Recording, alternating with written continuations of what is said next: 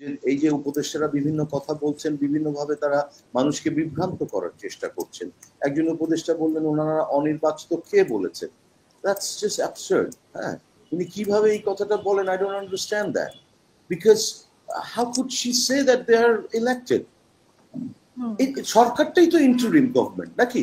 পরে 20 দলীয় জোটের দ্বিতীয় বৃহত্তম দল ছিল এবং সেই হিসাবে তাদের সাথে আমাদের বেশ অনেক দিন থেকে একটা সুসম্পর্ক আছে এবং সেই সুসম্পর্কের ক্ষেত্রে বেগম খালেদা জিয়া জামাত ইসলামেরও নেতা, জোটের নেতা হিসাবে তার শারীরিক অবস্থার খোঁজ খবর নিতে যেহেতু জামাতের আমির লন্ডন ছিলেন, উনি দেখা করতেই পারেন।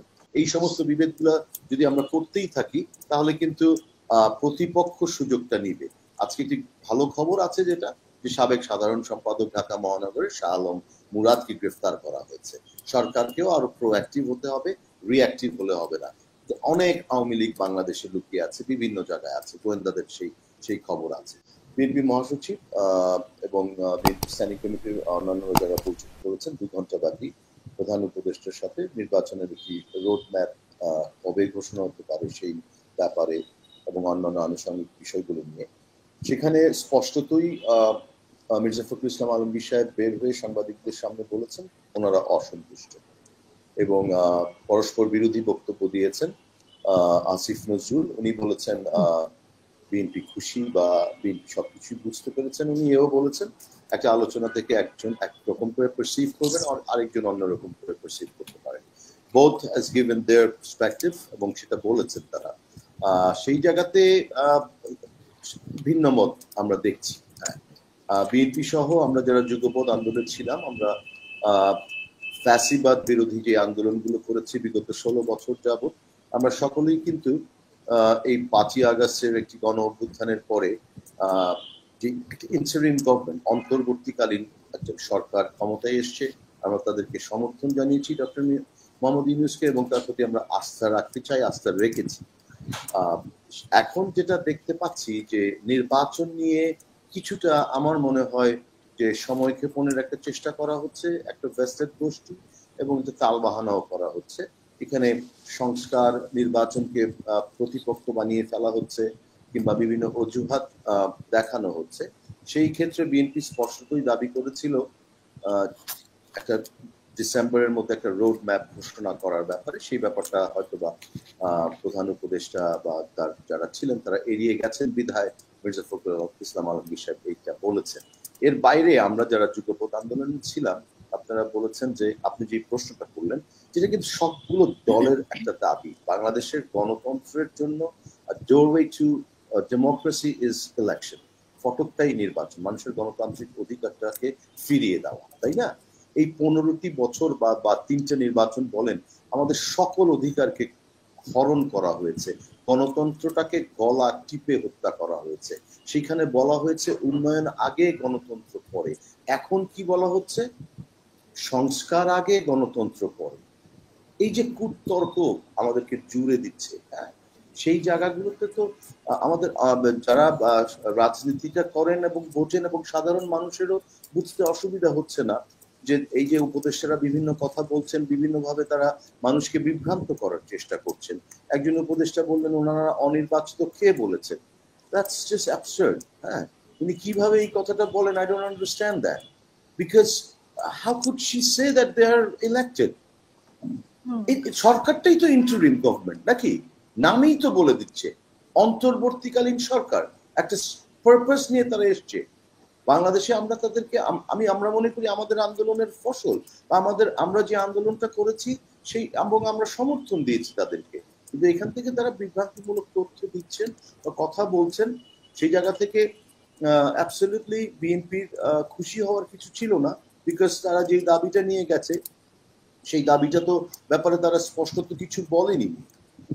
এটা কিন্তু আসিফ নজরুলের কথাও এসছে যে রোড ম্যাপ দিতে কতদিন সময় লাগবে সেই ব্যাপারে ওনারা কিছু জানতে চাননি, আমরাও কিছু বলিনি। ওনারা গেলেন রোড ম্যাপের জন্য, আর উনি বাইরে এসে যদি এই কথাটা বলেন, এখন আমি ওনার কথা কিভাবে বলবো যে না উনি এটা অসত্য তথ্য দিচ্ছেন জাতিকে, তাই না? এই জায়গাটাতে তাদেরকে আসলে আরো অনেক বেশি ট্রান্সপারেন্ট হওয়া উচিত ছিল আপনার। সো আই পার্সোনালি বিলিভ আমাদের 12 দলীয় জোট আমরা কিন্তু সর্বপ্রথম নির্বাচনের ব্যাপারে দাবি জানিয়েছিলাম এবং আমরা বলেছিলাম জুনের মধ্যে নির্বাচনটা সম্ভব। এরপরে আপনারা বিএনপি থেকে বলেছিল জুলাই আগস্টে হতে পারে। Then we have given them enough time which is December. প্রধান উপদেষ্টা নিজ মুখে বলেছেন, বাট চায়না যাওয়ার আগে উনি ওই জায়গাটা থেকে টিল্ট করেছেন, সরে গেছেন। উনি বলেছেন যে জুনের মধ্যে, জুন মাসে বাংলাদেশে নির্বাচন হওয়ার কোনো সুযোগ নেই, পরিবেশ থাকবে না, তখন ঝড় বৃষ্টি বাদল থাকবে, সেটা নির্বাচনের জন্য একটা সুন্দর মোক্ষম সময় নয়। তো সেইখানেও আবার কালক্ষেপণ হতে পারে, সেই আশঙ্কাটা থেকেই কিন্তু বলা হয়েছে যে উই নট হ্যাপি। এরপরে আপনি একটা প্রশ্ন করেছেন বিএনপি এবং জামাতের ব্যাপারে।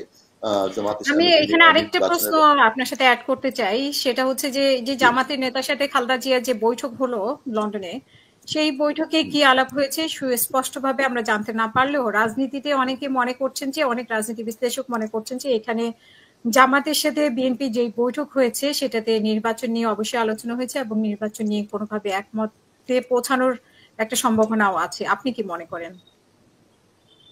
রাজনীতিতে শেষ বলে কিছু নেই। জামাত ইসলামী আমাদের মিত্র ছিল, আমরা একসাথে 20 দলীয় জোটে ছিলাম। কৌশলগত কারণে জামাতের সাথে আমাদেরকে সম্পর্কটা ছেদ করতে হয়েছিল। আমি এখনো মনে করি জামাতকে নিয়ে মহা ঐক্য করা সম্ভব আমাদের সাথে, এবং সেই বিষয়ে আমি আশাবাদী। এবং জামাত কিন্তু ফ্যাসিবাদের দোসর ছিল না, ফ্যাসিজমের বিরুদ্ধে ছিল, একটা নির্যাতিত দল। তারা সবচেয়ে অনেক বেশি নির্যাতন, তাদের শীর্ষ নেতাদেরকে জুডিশিয়াল কিলিং, মানে একেবারে হত্যা করা হয়েছে। আমি সেটা আপনাকে আগের অনুষ্ঠানেও বলেছিলাম। তো সেই হিসাবে জামাত ইসলামের সাথে কথা হয়েছে। জামাতের আমির আজকে বলেছেন যে উনি দেখা করতে গেছিলেন, সৌজন্য সাক্ষাৎকার ছিলেন, উইচ ইজ পলিটিক্যাল স্টেটমেন্ট। উনিও হয়তো বা যতটুকু হয়েছে সেই ব্যাপারে বলবেন না, কিছুটা তো কথা হতেই পারে। বেগম খালেদা জিয়ার প্রতি জামাতের একটা অনেক রেসপেক্টের জায়গায় আছেন উনি, আমাদের সকলের নেত্রী তিনি। ওনাকে দেখতে গেছেন, ওনার সাথে নির্বাচনের ব্যাপারে আলোচনা হতেই পারে। পাশাপাশি কিন্তু আমরা যারা যুগপৎ আন্দোলনে ছিলাম, এখানে শুধু বিএনপি বা জামাতের যে একটা ঐক্য সেটাও না কিন্তু, এবং এটা যদি বিএনপি এবং জামাতের দাবি সেটাও না। আমরা যে 42টা দল মিলে যুগপৎ আন্দোলন করেছিলাম, জামাত আমাদের সাথে প্রথম দিকে কয়েকটা একসাথে যুগপৎ করেছিল, পরবর্তীতে তারা যুগপথে ছিল না, but they were against the fascism এবং শেখ হাসিনার বিরুদ্ধে আন্দোলনগুলোতে তারা সবসময় মাঠে ছিল। সেই ক্ষেত্রে আমাদের সকলের দাবি কিন্তু একটি গ্রহণযোগ্য, নিরপেক্ষ, অংশগ্রহণমূলক নির্বাচন, এবং সেই নির্বাচনে যে কোনোভাবেই যে কোনো রাজনৈতিক দলের সাথে কিন্তু আপোষ হতে পারে, সেটা জোটগতভাবে হতে হবে সেটা কিন্তু না।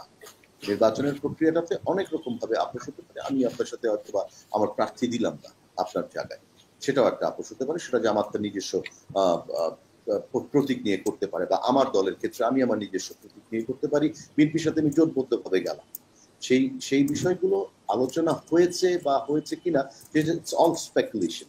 এই স্পেকুলেশন গুলোতে আমি যাচ্ছি না। আমার মনে হয় এগুলো খুব শীঘ্রই, যখন আরো কয়েকদিন যাবে, এর মধ্যে ক্লিয়ার হয়ে যাবে কি আলোচনা হয়েছে বা আলোচনা আদৌ কতটুকু হয়েছে রাজনৈতিক সমঝোতার ক্ষেত্রে বা বিএনপি জামাতের ক্ষেত্রে, সেগুলো হয়তো বেরিয়ে আসবে।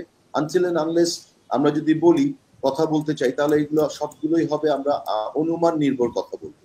আমি অনুমান নির্ভর কথা বলতে চাচ্ছি না। আমি এতটুকু বিশ্বাস করি জামাত ইসলামী 4 দলীয় জোটে ছিল, তারপরে 20 দলীয় জোটের দ্বিতীয় বৃহত্তম দল ছিল, এবং সেই হিসাবে তাদের সাথে আমাদের বেশ অনেক দিন থেকে একটা সুসম্পর্ক আছে। এবং সেই সুসম্পর্কের ক্ষেত্রে বেগম খালেদা জিয়া জামাত ইসলামেরও নেতা, জোটের নেতা হিসাবে তার শারীরিক অবস্থার খোঁজ খবর নিতে যেহেতু জামাতের আমির লন্ডন ছিলেন, উনি দেখা করতেই পারেন, এবং সেটা সাক্ষাৎকার হয়েছে। যদি ঐক্যটা হয়, আমি মনে করি দেশের জন্য ভালো, এবং এই মুহূর্তে ফ্যাসিবাদ বিরোধী সকলের একটি মহা ঐক্য খুবই প্রয়োজন। আওয়ামী লীগ কিন্তু আস্তে আস্তে মাথা চাড়া দিয়ে ওঠার চেষ্টা করছে। আপনারা দেখেছেন রামপুরাতে মিছিল হয়েছে, আকারটা একটু চট্টগ্রামেও মিছিল হয়েছে, মানে পল্টনে মিছিল হয়েছে, সেই আকারটা একটু বাড়ছে। 10 জন 12 জনের জায়গা থেকে 30, 40, 50-এর দিকে চলে যাচ্ছে। So this has to stop. আমাদের মধ্যে যদি বিভেদ করি আমরা নির্বাচন নিয়ে বা সংস্কার নিয়ে, কোনটা আগে কোনটা পরে, এই সমস্ত বিভেদগুলো যদি আমরা করতেই থাকি, তাহলে কিন্তু প্রতিপক্ষ সুযোগটা নিবে। আজকে একটি ভালো খবর আছে, যেটা যে সাবেক সাধারণ সম্পাদক ঢাকা মহানগরের শাহ আলম মুরাদকে গ্রেফতার করা হয়েছে। সরকারকেও আরো প্রোঅ্যাক্টিভ হতে হবে, রিঅ্যাক্টিভ হলে হবে না। অনেক আওয়ামী লীগ বাংলাদেশে লুকিয়ে আছে, বিভিন্ন জায়গায় আছে, গোয়েন্দাদের সেই খবর আছে, এবং পুলিশ বাহিনীকে সেই ভাবে কাজ করতে হবে।